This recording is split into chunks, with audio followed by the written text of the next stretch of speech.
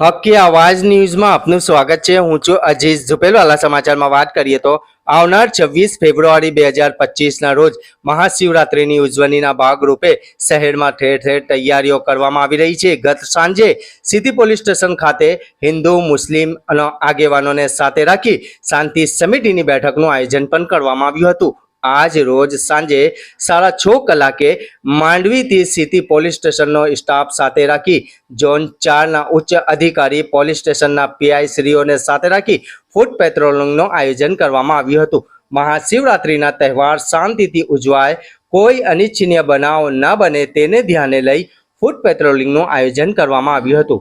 રિવોત રૂઝે બરબ